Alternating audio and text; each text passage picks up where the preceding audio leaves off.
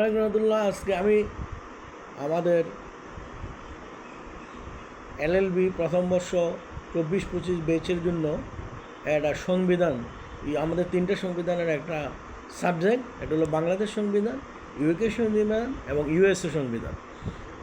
Bangladesh constitution, UK constitution and USA কনস্টিটিউশনের সমন্বয় আমাদের একটা সাবজেক্ট আছে কনস্টিটিউশনাল ল।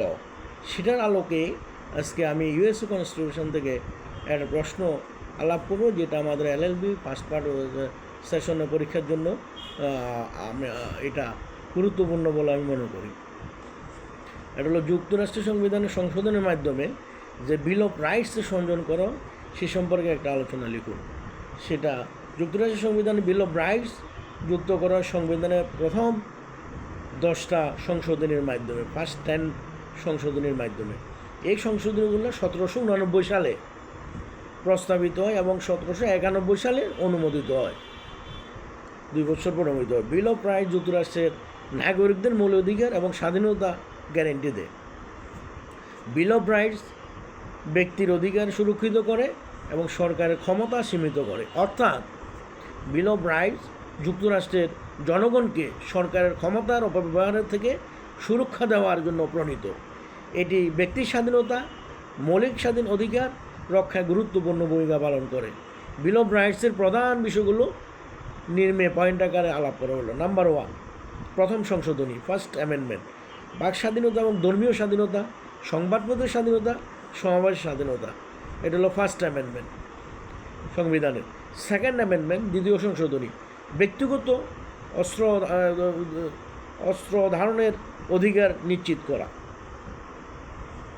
নাম্বার 3, তৃতীয় সংশোধনী, সেনা অবস্থান সম্পর্কিত অধিকার, শান্তিকালীন সময় বাড়িতে সেনাদের জোরপূর্বক অবস্থানে নিষেধাজ্ঞা। চতুর্থ সংশোধনী, অন্যায়, তল্লাশি এবং আটকে নিষেধাজ্ঞা। পঞ্চম সংশোধনী,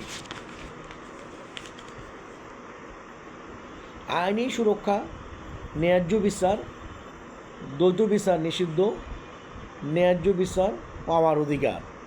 ষষ্ঠ সংশোধনী, প্রকাশ্যে বিচার পাওয়ার অধিকার, ফৌজদারি মামলা দ্রুত বিচার এবং আইনজীবী পাওয়ার অধিকার। সপ্তম সংশোধনী, দেওয়ানি মামলার জুরি বিচারের অধিকার। অষ্টম সংশোধনী, নিষ্ঠুর অস্বাভাবিক শাস্তি এবং অতিরিক্ত জরিমানা নিষিদ্ধ।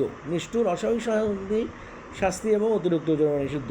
নবম সংশোধনী, সংবিধানে সরাসরি উল্লিখিত নয় এমন অন্যান্য অধিকার সংশোধনের নিশ্চয়তা। দশম সংশোধনী, সংবিধানে উল্লিখিত নয় এমন ক্ষমতা রাজা বা জনগণের কাছে সংরক্ষিত, রাজ্য বা জনগণের সংরক্ষিত। উপরোক্ত আলোচনার পরিপ্রেক্ষিতে বোঝা যাচ্ছে যে ক্ষমতা স্বতন্ত্রীকরণ নীতি প্রয়োগ করা সম্ভব নয়। ক্ষমতা স্বতন্ত্র নীতি প্রয়োগ করা সম্ভব নয়, কারণ কোনো না কোনো একটি নিয়োগের বিভাগের উপর অন্য আরেকটি বিভাগের প্রাধান্য বিস্তার করে, প্রভাব বিস্তার করে। সুতরাং এটা হলো 10টা সংশোধনী আমরা আলাপ করলাম ইউএসএ কনস্টিটিউশন থেকে, এবং পরবর্তীতে ইউএসএ কনস্টিটিউশন আমরা আরও আলোচনা করব। এটা 2024-25 ব্যাচে এলএলবি প্রথম বর্ষের সৌজন্য এই ভিডিও লিঙ্কটা করা হলো, কাটিয়েছিল মামনি ফাউন্ডেশন। ধন্যবাদ, সবাই ভালো থাকবেন, সুস্থ থাকবেন। আসসালামু আলাইকুম ওয়া রাহমাতুল্লাহ এবং সবাইকে জুমা মুবারক।